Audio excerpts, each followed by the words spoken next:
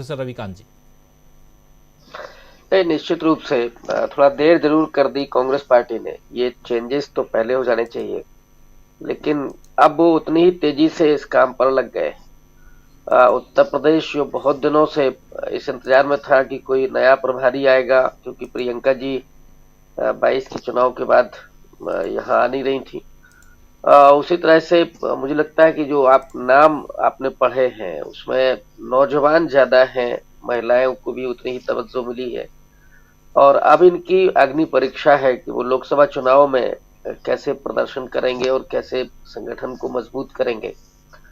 तो निश्चित तौर पर कांग्रेस के सामने एक बड़ी चुनौती है, क्योंकि ये चुनाव न सिर्फ कांग्रेस के लिए बल्कि पक्ष के सभी दलों के लिए और देश की जनता के लिए मैं समझता हूं कि सबसे महत्वपूर्ण चुनाव होने जा रहा है।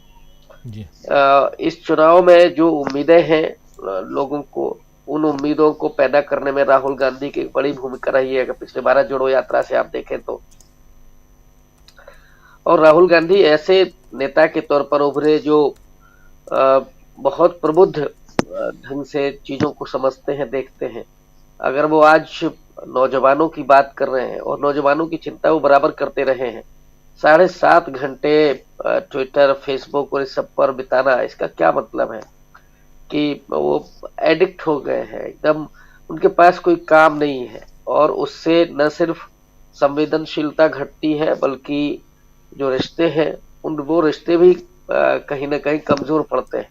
और जी। डेफिनेटली उन पर वो क्या देख रहे होंगे, अगर आप इसको देखिएगा। और मैं समझता हूँ कि इसका सबसे बड़ा खतरा, आ, अगर आप अदरवाइज न ले तो, क्योंकि मेरी उस तरह की स्टडी होती है, जी। सबसे ज्यादा जो प्रभाव डाला गया है वो दलितों और पिछड़ों पर डाला गया है।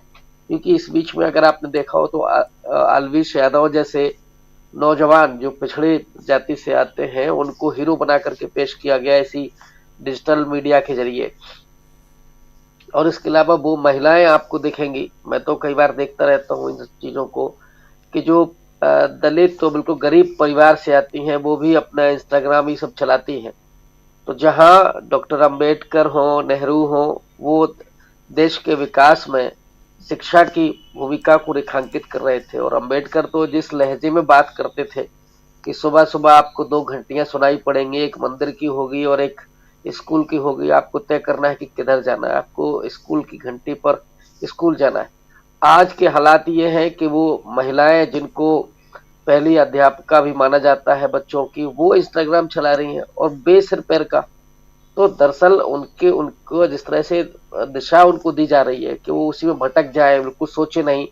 और ये पूरा जो आईटी सेल है वो जिस तरह से फर्जी मैसेज भेजता है, इसीलिए आप उनकी नॉलेज को देखिए। वो बताएंगे कि नेहरू का नाम तो पता नहीं क्या था, वो मुस्लिम थे, राहुल का नाम क्या है, उसी तरह की नॉलेज उस पर मिलती है। तो जो व्हाट्सएप यूनिवर्सिटी है उस पर नॉलेज भी उसी तरह की, उसी तरह का माइंड सेट होता जा रहा है।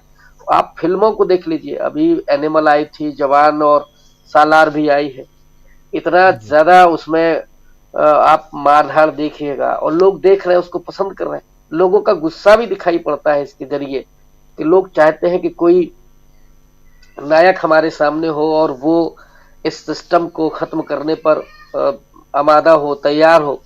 लेकिन वो जो अंदर की आग है वो आग सड़क पर नहीं आ रही है, और उसको नहीं आने देने में बहुत बड़ी भूमिका इसकी भी है, जो जिसकी बात राहुल गांधी ने की है। तो लोगों को, जो नौजवान पीढ़ी है, और वही हमेशा से भविष्य का निर्माण करती है, ये भी बात कही जाती है। तो अगर हमारी पीढ़ी, जो नौजवान पीढ़ी है, वो अगर मोबाइल पर लगी रहेगी 7.5 घंटे, तो वो किस तरह का भारत बनाएगी?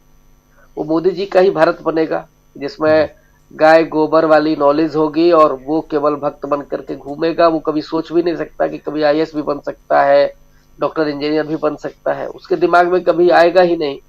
और जी। वो केवल ये उसके जरिए देखेगा कि नहीं साहब ये देश तो विश्व गुरु बन गया है, जबकि उसे ये नहीं मालूम होगा कि जो कर्ज है वो कर्ज के बोझ से इस समय भारत की रीढ़ टेढ़ी हो गई है। जी। और आईएमएफ ने अभी तो उसको चेतावनी दे दी है। तो कितनी महंगाई की मार अभी पड़ने वाली है इस देश पर, वो लोग नजरअंदाज करते हैं। और ये सब चीजें देख करके और बिल्कुल भ्रम की स्थिति में पड़ गए हैं। और राहुल गांधी जैसा व्यक्ति अगर ये बात कह रहा है तो मुझे लगता है सोचना चाहिए नौजवानों को धरातल पे आने वाला है। क्या कुछ कहेंगे इस पे आप? निश्चित तौर पर अगर ऐसा लगता है विपक्ष को तो केवल ये सांकेतिक विरोध करने से कुछ होगा नहीं। वीवीपैट वाला सबसे अच्छा विकल्प है। मुझे लगता है कि उसको लेकर के अल्टीमेटम देना चाहिए चुनाव आयोग को कि बिना उसकी काउंटिंग के हम चुनाव में नहीं जाएंगे। तो ये बड़ा विकल्प हो सकता है। दूसरा, निलंबन की आपने बात की। निलंबित होने के बाद वो सांसद संसद भवन के बाहर आते हैं, प्रोटेस्ट करते हैं, लेकिन ये प्रोटेस्ट जनता के मुद्दों पर होते हुए नहीं दिखाई पड़ता है। महंगाई की स्थिति क्या है और इस समय भ्रष्टाचार कितना है, इन तमाम मुद्दों पर जो सीधे जनता से जुड़े हुए हैं। अभी जो साक्षी मलिक को लेकर के बात हुई थी कि नारी सम्मान की बात मोदी करके चुनाव में आए थे, इन पर अगर आप जनता के बीच में जाएंगे, क्यों नहीं होता है कि आप तहसील, ब्लॉक और गांव के स्तर पर इसका प्रोटेस्ट करते हैं? आप क्यों नहीं लोगों के बीच में जाते हैं? अमित शाह की एक बात मुझे किसी मीडिया कर्मी ने बताई थी, और वो शायद उनके साथ काम कर चुका है। उसने स्पष्ट रूप से कहा था कि अमित शाह का कहना यह है कि चुनाव डेवलपमेंट से नहीं जीते जाते, काम करने से नहीं जीते जाते, लोगों तक पहुंच जरूरी है। अगर वो आज जा रहे हैं, और ये उत्तर प्रदेश में भी हो रहा है, सब जगह हो रहा है कि लोग आरएसएस से जुड़े हुए लोग जा रहे हैं, घर घर जाकर के वो पीले चावल दे रहे हैं कि 22 जनवरी को मंदिर का उद्घाटन हो रहा है, उसमें आप आमंत्रित हैं, आप जाएं। कोई ले जाने की व्यवस्था नहीं। उन्हें केवल ये एहसास करा देना है कि साहब 22 जनवरी को मंदिर बन रहा है, उद्घाटन हो रहा है और बीजेपी ने बनवाया है, और उसी में वो धीरे से कह देते हैं कि कांग्रेस ने इसका बड़ा विरोध किया लंबे समय तक। तो ये दोनों बातें उन्होंने अपनी पहुंचा दी। उनको नहीं मतलब है कि वो जा रहे हैं कि नहीं जा रहे हैं।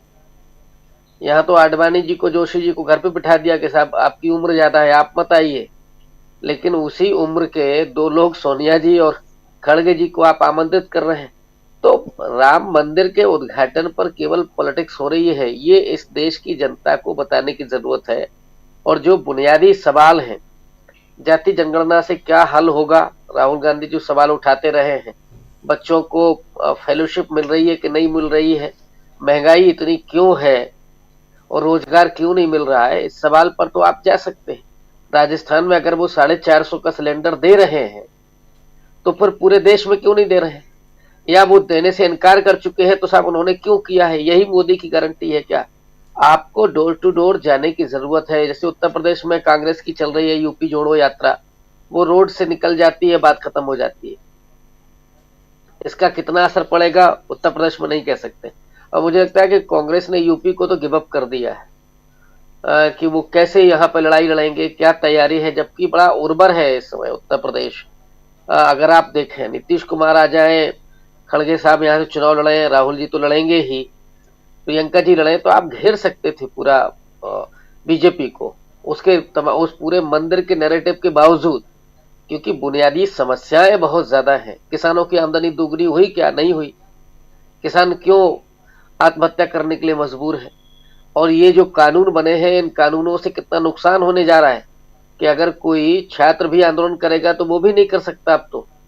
ये सारी बातें आपको जनता को जाकर के बतानी होगी, उन पर आपको आंदोलन करना होगा। ये नहीं है कि आपका निलंबन हुआ इसलिए आप खड़े हो गए। तो जनता के बीच, जनता के मुद्दों को लेकर के आप जाएंगे, तब लोग सुनेंगे, समझेंगे। अभी लोग बदलाव तो चाहते हैं, लेकिन वो ये सोचते हैं कि हम, कोई आया ही नहीं हमारे पास, कांग्रेस पार्टी का कोई नहीं आया, सपा का कोई नहीं आया। तो ये सबसे बड़ा मुश्किल है और ये बड़ा कंफ्यूज है। मैं अभी अखिलेश यादव की खबर पढ़ रहा था, वो पीडीए करते करते अब महाब्राह्मण सम्मेलन करवाने जा रहे हैं। तो उनको पता ही नहीं है कि हमें क्या करना, क्या है, राजनीति करने कैसी है।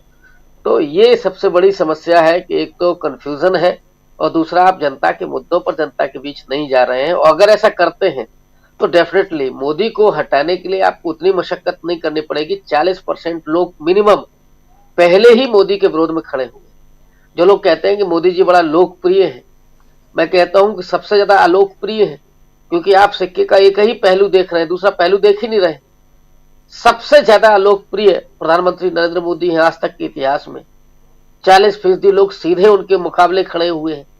तो अगर आप इसको नहीं भुना पाते हैं, तो कमी कहीं ना कहीं फिर विपक्ष की है। आप कोई निश्चित तौर पर कोई निर्णय ले ही नहीं पा रहे हैं कि ईवीएम के लिए हमको कैसे लड़ना है, ये आपकी तैयारी में है ही नहीं।